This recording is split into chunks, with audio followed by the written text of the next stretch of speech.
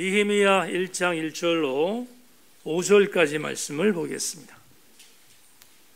말씀 봉독 끝나고 아멘으로 답하시고 자리에 앉기를 바랍니다. 하갈의 아들 느헤미야의 말이라. 아닥사스다 왕 제20년에 기스로올에 내가 수산궁에 있는데 내 형제들 가운데 하나인 하나니가 두어 사람과 함께 유다에서 내게 이르렀기로 내가 그로 사로잡힘을 면하고 남아있는 유다와 예루살렘 사람들의 형편을 물은즉 그들이 내게 이르되 사로잡힘을 면하고 남아있는 자들이 그 지방 거기에서 큰 환난을 당하고 능욕을 받으며 예루살렘 성은 허물어지고 성문들은 불탔다 하는지라. 내가 이 말을 듣고 앉아서 울고 수일 동안 슬퍼하며 하늘이 하나님 앞에 금식하며 기도하여 이르되 하늘의 하나님 여호와여 크고 들어오신 하나님이여 주를 사랑하고 주의 계명을 지키는 자에게 언약을 지키시며 긍휼을 베푸시는 주여 간구하나이다. 아멘. 오늘 지난주에 이어서 왜 느헤미야서를 읽어야 하는가 하는 두 번째 제목으로 말씀의 은혜를 나누겠습니다. 목회자 중에 이정일 목사님이라는 목사님이 계십니다.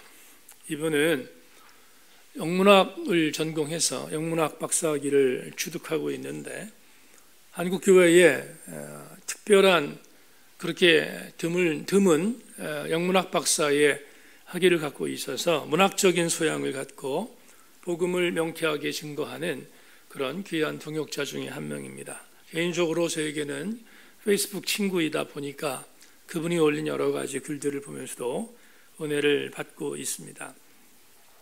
몇 해 전에 이정일 목사님이 쓰셨던 책에서 기원전 367년 수사학이라고 하는 책에서 아리스토텔레스가 말했던 한 문장을 재인용한 글을 발견했는데 여러분에게 소개하면서 설교를 시작하겠습니다. 누구든지 화를 낼 수 있다. 그것은 쉬운 일이다. 그러나 올바른 대상에게 올바른 때에 올바른 목적으로 올바른 방식으로 화를 내는 것은 누구나 할 수 없는 결코 쉽지 않은 일이다. 아리스토텔레스의 이 말을 곱씹어 보면 정말 마음에 와닿습니다. 여러분, 화를 낸다는 차원을 바라볼 때 감정적인 삶을 사는 사람들은 화를 내는 것에 익숙합니다. 그리고 그것도 아무렇지 않게 생각합니다. 하지만 사람이 화를 낸다는 것은 극도로 경계하고 극도로 삼가야 할 일 중에 하나이기 때문입니다. 사정이 이런데 일반적인 분노가 아니라 아리스토텔레스가 말했던 그대로 올바른 대상에게 올바른 때에 올바른 목적으로 올바른 방식으로 화를 낸다면 그건 함부로 화를 발설하지 않는다는 것을 전제합니다. 사람이 감정의 동물이기 때문에 화를 내는 것은 어쩔 수 없겠지만 화를 내는 것을 극도로 조심하는 이유는 화를 내므로 인하여 본인에게 돌아오는 여러 가지의 불이익들을 잘 분별할 수 있어야 하기 때문입니다. 이런 측면에서 화를 내는 것은 대단히 조심해야 할 부분이 아닐 수 없습니다. 또 한 가지, 화를 낸다는 것을 극도로 자제하기 위해서는 반드시 한 가지를 전제합니다. 그것은 참는 것입니다. 참는 것이 없다면 화를 내는 것은 다반사일 수 있기 때문입니다. 이런 차원에서 이정일 목사님이 아리스토텔레스의 수사학에서 나온 이 말을 인용했던 이 문장은 제게 큰 울림이 되었습니다. 참지 못하는 화를 내는 것에 빈번한 자는 감정적일 수 있는 가능성이 많습니다. 우리가 화를 낸다면 올바른 목적으로 올바른 대상에게 올바른 방향성을 갖고 화를 내야 하기 때문입니다. 성경을 보면 이러한 길을 가셨던 분이 한 분 있습니다. 그분은 여러분 잘 아시는 우리 주 예수 그리스도이십니다. 그분은 올바른 방향성을 갖고 화를 냈고 올바른 목적을 갖고 화를 냈으며 올바른 태상에게 화를 낸 것 이외에 감정적으로 살지 않으셨기 때문입니다. 성경의 신뢰를 하나를 소개한다면 누가복음 22장을 소개할 수 있을 것 같습니다. 예수께서 십자가에 못 박혀 돌아가시기 바로 직전 날 겟세마네 동산에서 제자들과 함께 마지막 기도하는 분을 보신 이후 겟세마네 동산에 도착하셔서 새벽녘에 돌발적인 상황을 만났습니다. 어떤 의미로 바라보면 이미 계획된 것이었기 때문에 주님은 피할 수 없었습니다. 그것은 산헤드린 공회에 제사장의 수하에 있었던 무리들이 가룟 유다가 예수님을 은삼십에 판 이후 예수 그리스도를 넘겨주기로 결행한 사건이 벌어졌기 때문입니다. 겟세마네 동산에서 가룟 유다의 은삼십에 팔린 예수 그리스도를 잡기 위하여 산헤드린 공회의 무리들이 겟세마네 동산에 도착했습니다. 오늘처럼 요즘처럼 이렇게 밝은 전등이 있었던 시절이 아니었기에 겟세마네라고 하는 장소는 공간은 대단히 칠흑같이 어두웠을 것입니다. 물론 몇몇 사람들이 횃불을 들었겠지만 육안으로 사람을 찾기에는 쉽지 않으며 산헤드린 공회의 무리들이 예수가 누구인지를 찾는 것은 쉽지 않았을 것이 자명합니다.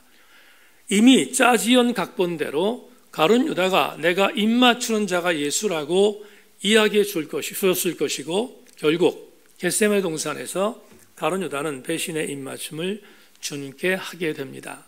주님은 가룟 유다에게 말합니다. 내가 입맞춤으로 나를 배신하느냐라고 한 말씀을 던졌는데 바로 그 순간 엄청난 혼란이 있었습니다. 예수가 이 사람이라는 사실을 가룟 유다가 입맞춤으로 보여주는 그 순간 산헤드린 공회의 사람들은 저 사람이 예수라는 것을 알고 그를 체포하기 위하여 몰려들었습니다. 그러나 그곳에 같이 있었던 예수님의 제자들은 방어하기 위하여 방어선을 구축하기 위하여 또다시 몰려들었습니다. 그 순간 긴장감 100%였는데 어떤 한 사람이 예수 그리스도를 잡으려고 하는 순간 예수님의 수제자라고 말하는 베드로가 칼을 들었습니다.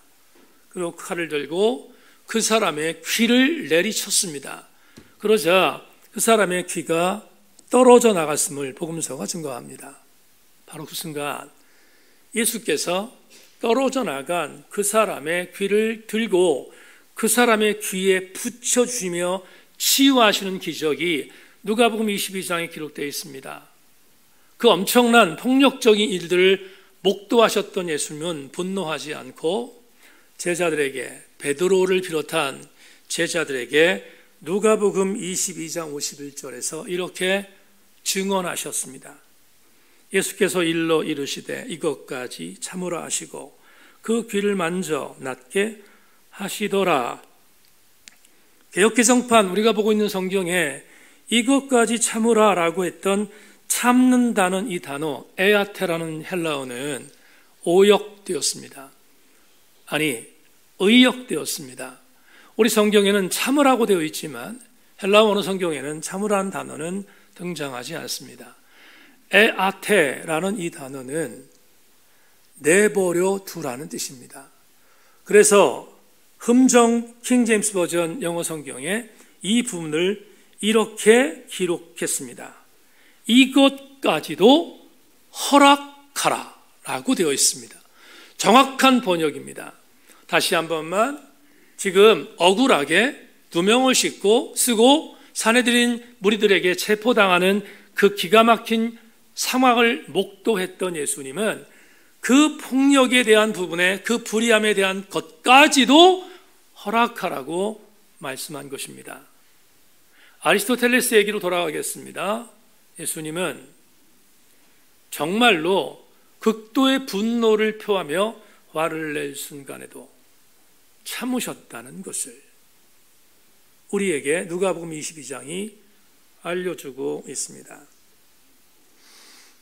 주님이 왜 참으셨을까? 두 가지 이유일 것입니다. 첫 번째는 성경의 예언대로 주님은 십자가에 죽으셔야 했기 때문입니다.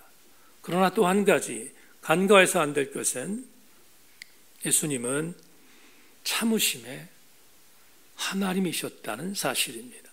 그렇다면 우리는 하나님의 속성인 예수 그리스도의 속성인 부던히 참는 부분을 집중해야 되지 않겠습니까?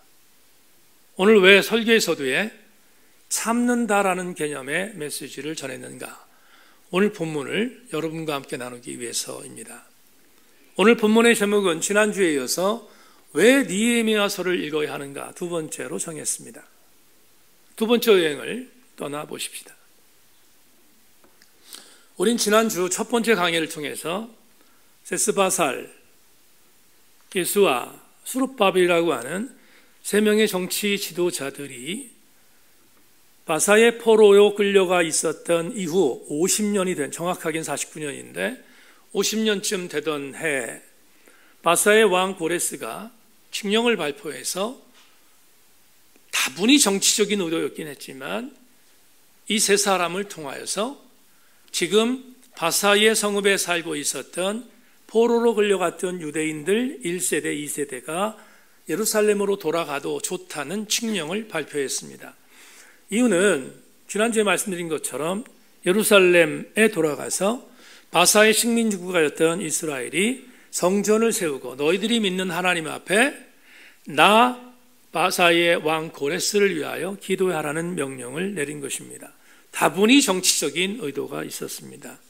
여하튼 지난주에 말씀드린 것처럼 그렇게 남은 자 약 5만여 명 정도가 예수와 세스바살, 수룹바벨에 의하여 포로에서 돌아오는 1차 포로 귀환을 완성했음을 말씀드렸습니다.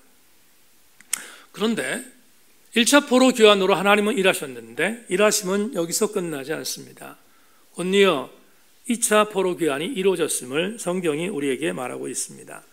1차 포로 귀환이라고 하는 것이 주전 538년에 있었는데 그로부터 약 80년이 지난 이후 주전 458년에 이번에는 에스라라고 하는 율법학자 겸 학사를 통해서 레위 사람들 약 10%를 포함하여 예루살렘으로 돌아갔던 사실도 여러분과 함께 나누었습니다. 그러면 왜 하나님은 에스라를 동원하여 2차 포로 귀환을 완성하셨을까? 그 내용을 잠시 설명하겠습니다. 주전 538년에 1차 포로 귀환자들이 예루살렘에 돌아가서 했던 사역은 여러 차례 강조하지만 제2성전, 예루살렘에서 완전히 초토화됐던 솔로몬 성전 자리에 제2성전, 수룹바벨 성전을 재건하는 목적이었습니다. 그리고 돌아왔던 약 5만 명 정도는 정확하게 42,590명이라고 하는 이 인원들이 돌아와서 성전을 재건하기 시작했습니다. 그런데 중간에 방해가 있었습니다. 그럼에도 불구하고 그들은 정말로 우여곡절 끝에 주전 516년에 예루살렘 제2성전, 수룹바벨 성전을 재건했음을 우리는 지난주에 살폈습니다. 그런데 16년간 예루살렘 제2성전의 재건을 방해했던 여러 방해 요소들이 있었는데 그 당시 동시대의 예언자들이었던 학개와 스가랴를 통하여 성전을 재건하라고 독려받았습니다.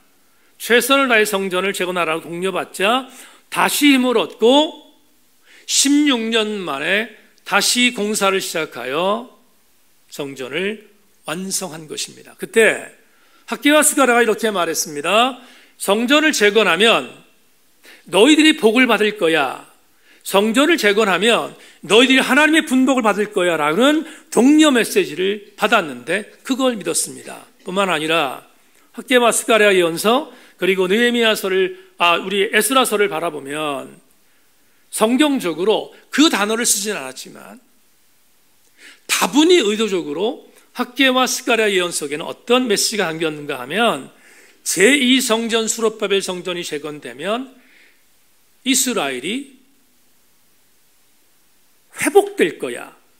이스라엘이 외세의 침략에서 독립하게 될 거야 라는 메시지를 은연중에 받았습니다. 제가 높아시 말씀드립니다. 예언서 자체에 그리고 역사 자체에 이스라엘이 독립된다는 직접적인 표현은 없지만 전체를 아우르면 이스라엘이 반드시 외세에서 독립될 것이라는 여러 가지의 뉘앙스가 있는 문장들이 등장합니다. 그러니까 제2성전을 재건하면 나라가 멸망됐던 다윗 왕조가 다시 회복될 것이고 다시 세워질 것이라는 믿음을 갖고 그들은 성전을 재건한 것입니다. 그런데 문제는 재건을 했는데 아무 일도 일어나지 않았습니다. 나라의 독립 아직도 요원합니다. 하나님이 축복하신다고 했는데 축복커녕 계속해서 예루살렘 거민들은 힘들었습니다.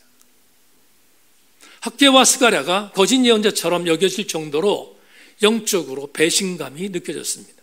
그러자 1차 포로 귀환자들이 돌아와서 성전을 재건했는데 아무런 일이 일어나지 않자 그들은 영적으로 다운되기 시작했습니다. 그리고 심지어 그들은 솔로몬 성전이 멸망되던 남유다가 멸망하던 그때 영적 상태로 되돌아갔어요. 증거는 우상숭배는 남유다의 멸망의 원인이었거든요. 근데 그 우상숭배의 원인은 혼합종교였어요. 바알과 아세를 섬겼던 혼합종교였는데 그 혼합종교의 한 복판에 있었던 것이 뭐냐면 이방 여인들을 자기의 며느리로 자기 아내로 세운 일들을 허용했던 일이었는데 에스라가 2차 포로 귀환으로 가기 전에 이스라엘 신앙 공동체는 이미 다시 이방의 여인들을 아내와 며느리로 삼기 시작했습니다. 다시 무너지는 것입니다. 이스라엘 신앙 공동체가 다시 영적으로 패망의 원래의 상태로 돌아가는 기가 막힌 일을 하나님이 저하시할 리 없습니다. 그래서 제2성전 건축 이후 약 80년이 지난 이후 에스라라고 하는 하나님의 사람을 하나님이 들으셔서 두 번째로 예루살렘으로 보낸 것입니다. 그러면 에스라의 역할은 무엇이었는가? 지난주에 잠깐 말씀드렸습니다.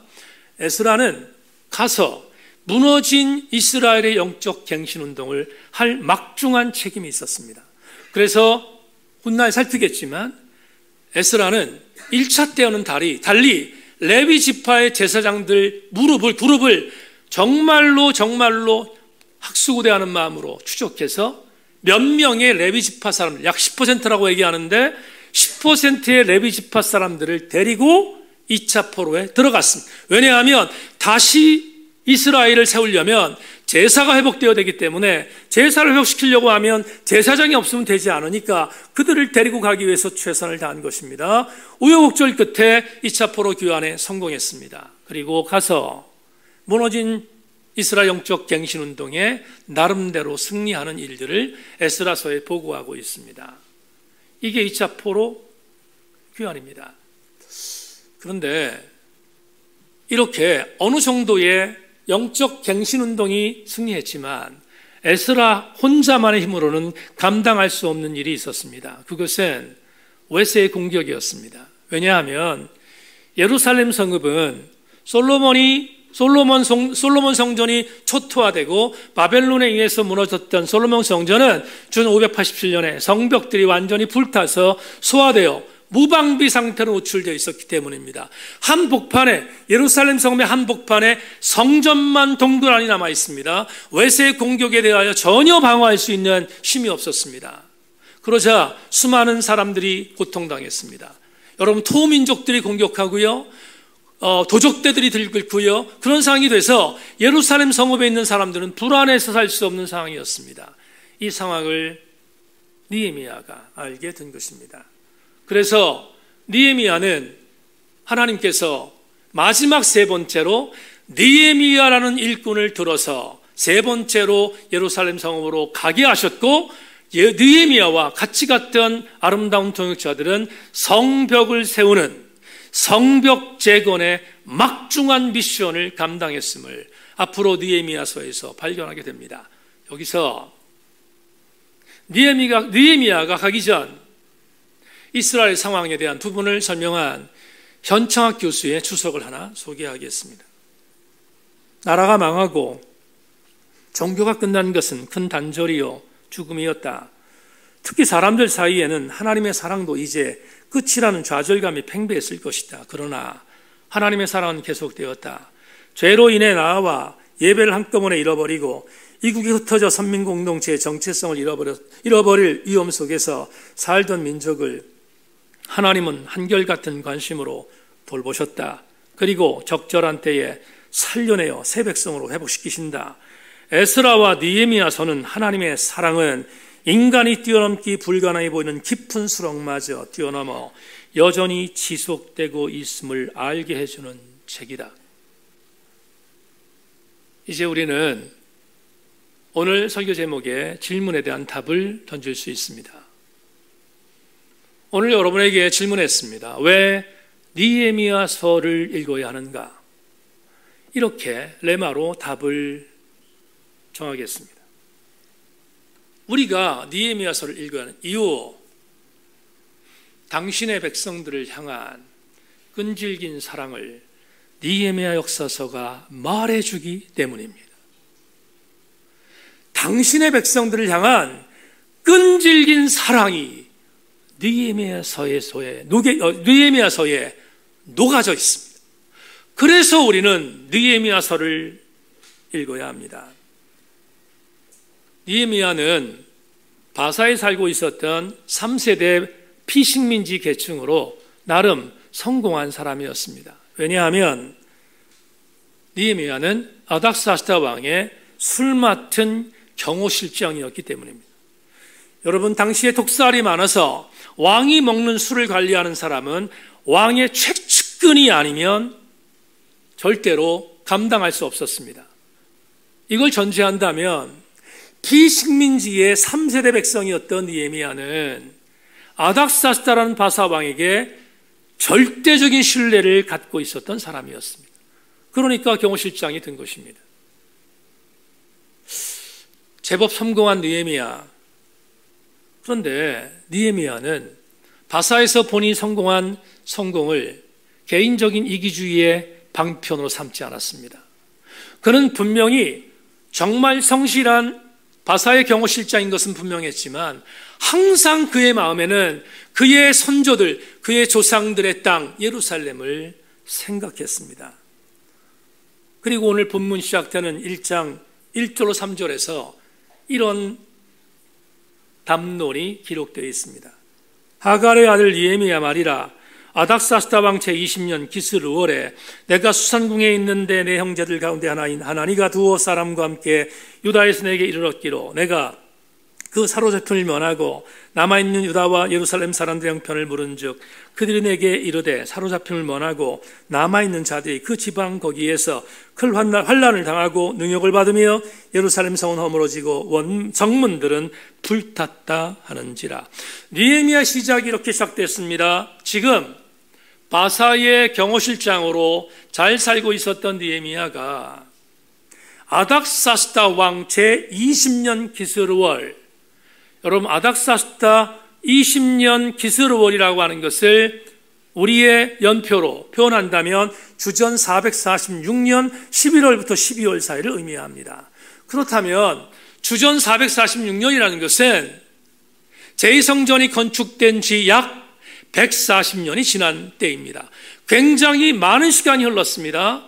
우여곡절 때 세워졌던 예수야와 수룹바벨과 세스바살에 의하여 세워졌던 제2성전 수룹바벨이 세워진 지 약 140년이 지났습니다. 그렇다면 이제 나름대로 예루살렘 성읍이 안전할 것이야, 그리고 에스라까지 가 있어 안전할 것이라 생각했던 느헤미야가 자기의 형제, 친형제인지는 성경이 말하지 않습니다. 친척이었던 하나니와 두어 사람이 예루살렘에 갔다는 이야기를 듣고 갔다 온 뒤에 예루살렘 형편을 느헤미야가 물었습니다. 느헤미야의 물음의 내용은 이것입니다.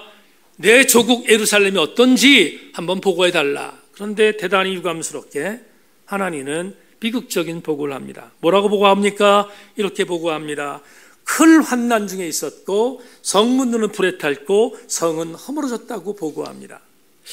여러분, 지금 이 보고는 주석이 좀 필요합니다. 예루살렘 성읍이 불탔다.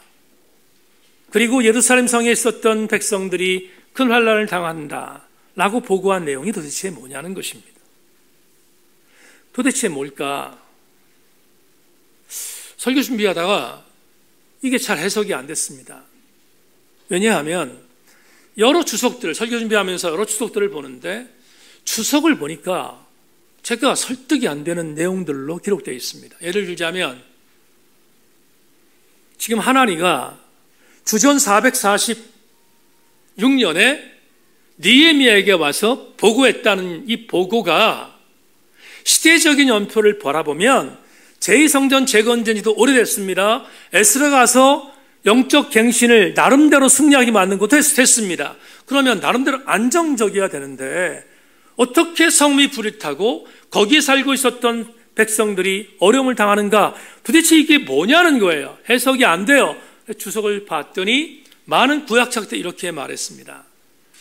아마도 둘 중에 하나일 것이다. 첫째, 주전 587년에 솔로몬 성전이 멸망당했을 때 그 멸망당한 것을 생각하고 그것을 상징하는 것이 바로 하나님의 보고일 것이다. 첫 번째 보고입니다. 두 번째는 나중에 에스라를 강의할 때 말씀드리겠습니다만은 제2성전을 재건할 때 사마리아 거민 중에 름과 심세를 통해서 사마리아의 거민들이 제2성전 재건을 방해합니다. 16년 동안 방치됐는데 그 방해를 할 때 굉장히 많은 혼돈이 있었거든요. 싸움이 있었어요. 그때 사마리아 거민과 제1차 포로 귀환자들과 싸움했던 그때의 상황을 보고한 것이다. 이렇게 해석한 그 주석의 전부였어요. 그런데 제가 동의할 수 없었습니다. 왜 동의할 수 없었는가 하면 시대가 맞지 않기 때문입니다. 지금 하나니가 보고한 이때는 다시 말씀드립니다. 주전 446년 11월과 12월이에요. 그런데 주석가들이 말한 것들은 한참 이전 사건이었대요. 너무 오래전의 사건을 주석에서 말하고 있으니까 받아들일 수가 없는 거예요. 근데 성도들 여러분에게 오늘 설교를 해야 되는데 이거 어떻게 하듯이 고민했습니다. 이 에스라 느헤미야를 갖고 학위를 딴 후배가 한 명 있어요. 정석규 교수라고 지금 한영신대에서 구약을 하는데 후배니까 이 친구는 이거 전문가니까 제가 전화를 했어요. 전화해서 야, 정 교수 지금 이게 막혔다. 어떻게 했으면 좋겠냐 할 때 형님 전화 잘하셨습니다. 그리고 알려줬는데 기가 막힌 해석이었어요. 정말 기가 막혔습니다. 여러분 예를 하나 들겠습니다. 어떤 처자가 길거리를 가다가 정말 아프게 성폭행을 당했습니다. 그래서 자살하고 싶을 정도 충동이 임했는데 어떻게 극복해서 그래서 살았습니다. 그 자매가 세월이 지났습니다. 성폭행의 트라우마가 사라집니까? 사라지지 않잖아요. 정 교수의 해석은 이런 것이었습니다. 형님, 이건 분명하게 말씀드릴 수 있는데 하나니가 주전 446년에 예루살렘에 가서 예루살렘 성읍을 봤는데 성전도 세워졌습니다. 나름대로 에스라의 영적 갱신도 이루어졌습니다. 그런데 만났던 사람들, 예레미야 성읍에 있었던 만났던 동족들을 성경은 나오지 않지만 인터뷰도 하고 나름대로 그들과 만나면서 교제를 했는데 한 가지 중요한 사실을 발견했습니다. 그들은 여전히 주전 587년에 있었던 솔로몬 성전의 초토화 때 당했던 다윗 백성들의 멸망이 영적인 트라우마로 그대로 남아있었다. 찢겨지지 않는다는 거예요. 여전히 그들은 그때의 그 참혹한 상황에 대한 부분에 상처가 트라우마로 있어서 그거에 대한 상처를 씻김받지 못해 여전히 그들은 고통 중에 있었고 그들의 영적인 잔재 속에 성은 불탔고 성문은 소화됐다고 고백한 것이 오늘 본문이라고 해석한 것입니다. 제가 동의했습니다. 탁월하다. 왜 제가 이걸 동의했는가? 이유가 있습니다. 아직도 상처투성인 예루살렘에 거주하고 있었던 남은 자 백성들에게 영적인 트라우마가 그대로 있었던 그 상황 속에서도 절대로 변하지 않는 것이 하나 있었습니다.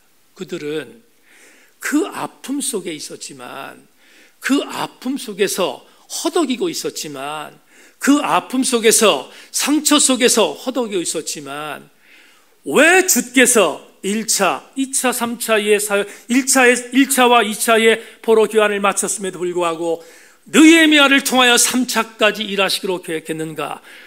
그 상처받은 자를 치유하기 위한 하나님의 프로젝트였다는 거예요. 쉽게 말하겠습니다. 오늘 설교의 레마처럼 1차, 2차 포로 귀환자를 통하여 씻김받지 못했던 영적인 트라우마를 하나님은 놓치지 않고 끈질기게 당신의 백성들을 치유하기 위하여 느헤미야까지 보냈다 이 말입니다. 성도들이여, 우리는 오늘 본문을 통해서 엄청난 도전을 받습니다.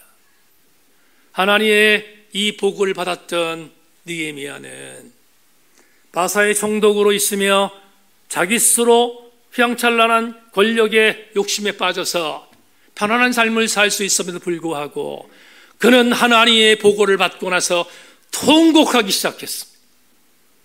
그는 조국 예루살렘을 향하여 다시 눈을 돌리기 시작했습니다. 그리고 다음 주에 보겠습니다.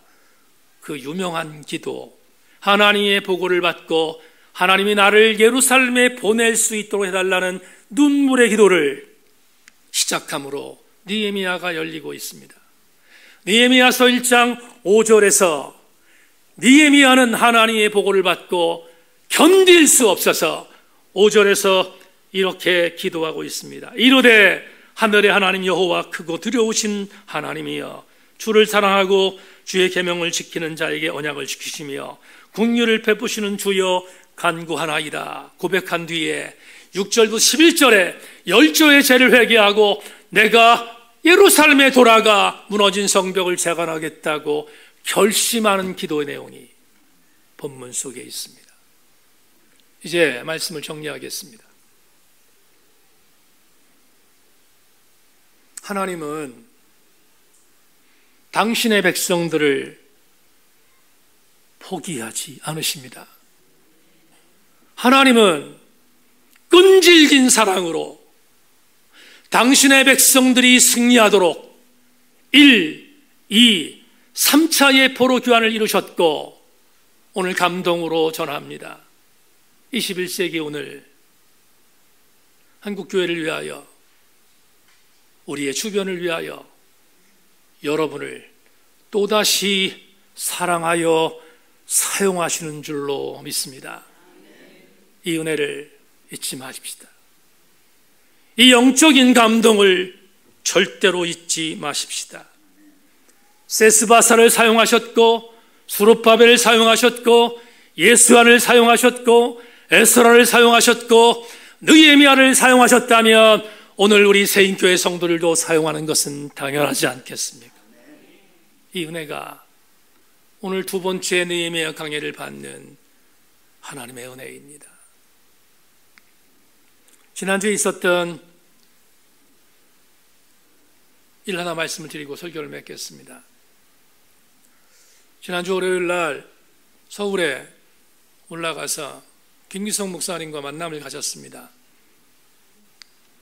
제가 멘토로 삼고 있는 김 목사님을 6년 만에 대면으로 다시 만나서 함께 이런저런 이야기를 나누고 졸고지만 제 네 번째 책을 드리면서 함께 교제했습니다.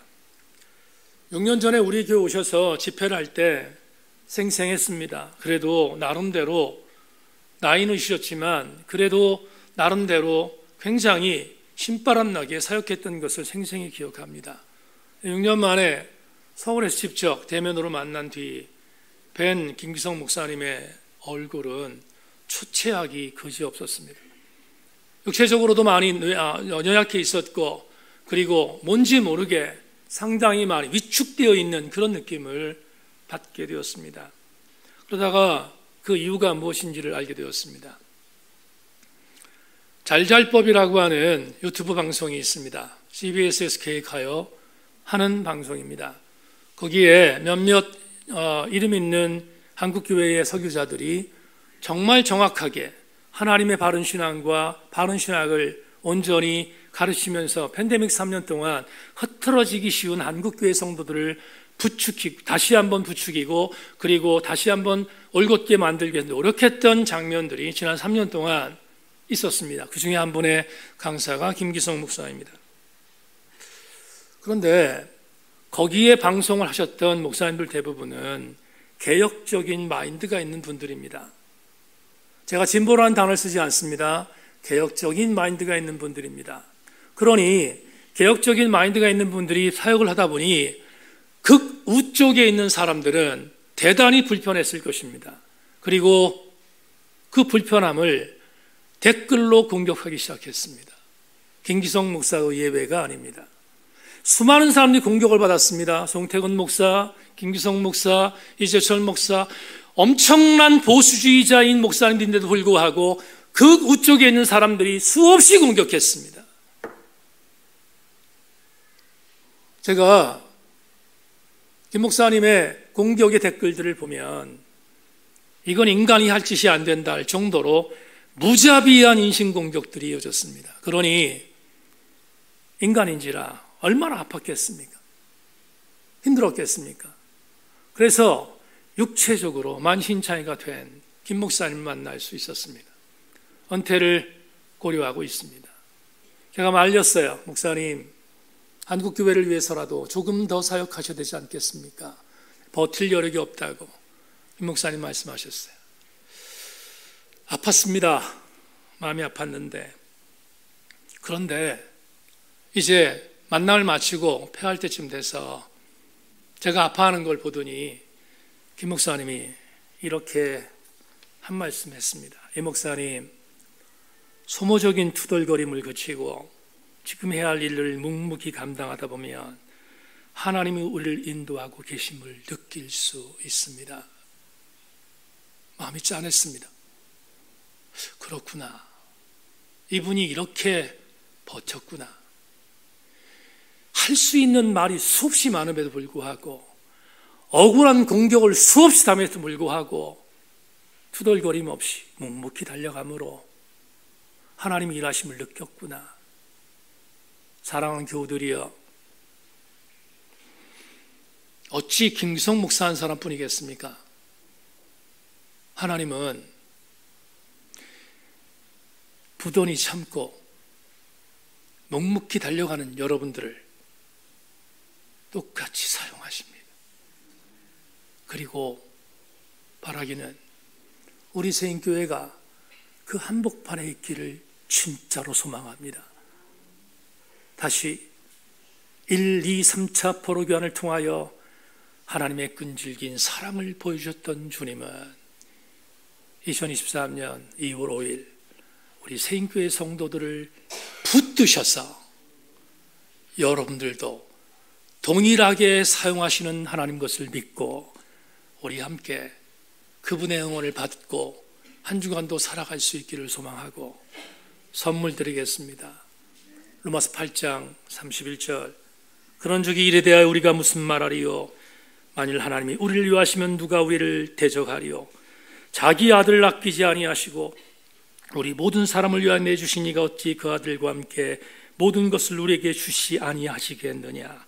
누가 능히 하나님께서 택하신 자들을 고발하리요? 의롭다 하신 이는 하나님이시니 누가 정죄하리요? 죽으실 뿐만 아니라 다시 살아나신 이는 그리스도 예수시니 그는 하나님 우편에 계신 자요 우리를 위하여 간구하시는 자시니라. 여러분 모두가 이 위로의 주인공들 되기를 주의 이름으로 축원합니다.